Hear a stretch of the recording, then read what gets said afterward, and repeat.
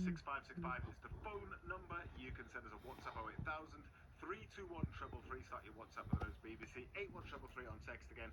Start with the letters BBC. And yes, feel free to give us a call. I know it's not so much of a phoning over the summer because we're packing a lot into an hour, and we don't have the ex-players on quite as much. But you're always welcome to ring, and you've got Martin Smith here tonight as well if you want to talk Sunderland. 0800 234 6565 is the number to call. Martin Smith, son of Pele, you got my cryptic clue, didn't you? I would like to think so. I see it on Saturday, yeah? Yes. Offspring of Edison. Edison being? Edison. Really? Yeah, okay. Just don't look at me like that. Somebody might not know. Just that, what's his full name? Then, if you're so clever. Dad. I don't Edison know. Arantes. Yeah, I didn't want to go into it, but yeah. Yes. Yeah, I knew. So, thank you for coming in this evening. How's your summer been so far? Yeah, good. Yeah, just after the season, and really enjoyed Wembley and the few days afterwards, and it's been good. And then you say tomorrow the fixtures come out. It's sort of, it doesn't mean the season's upon you, but it's that realisation, and it's sort of things to look forward to. Yeah. As a player, you're likely to be on your holidays when the fixtures come out. Is it something though that you always check? I mean, I guess when you were a player, you couldn't really check on your phone, could you? In the fixtures. Well, how did you find out? Probably teletext by the day. I'm not sure. Yeah, That's where you were. Yeah, it's just sort of filtered through to you. But well, it was. You'd have been in Barbados or the Maldives no, or something. I was closer to home than that. I was not a good flyer. So. No, but it was. Yeah, you just wanted to see.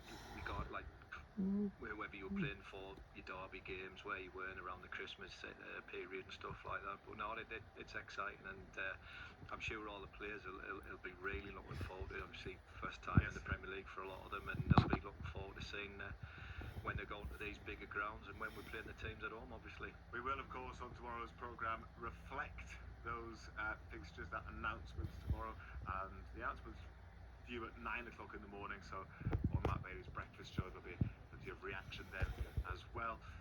Embarrassed myself today, and I vowed last year I wouldn't do this again, but I did.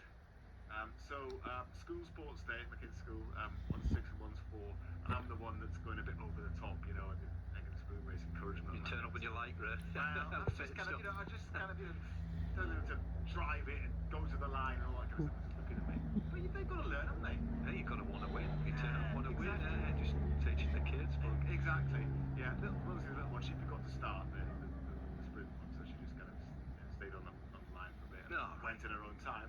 But apart from that, they're all right. She'll learn. I'm sure you'll teach her. Oh, no, we'll have a session tomorrow, yeah. Exactly. Looking at that. Anyway, we're actually going to start tonight, and there is plenty to talk about football-wise still. Have you been watching any of the Club World Cup, by the way? I flipped in and out of it. It's not something I've really took a lot of notes on.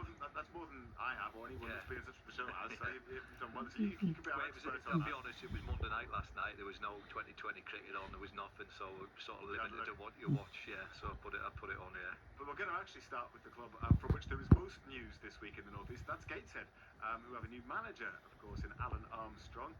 They confirmed that yesterday afternoon as part of what everyone is describing as a rebuild of the club.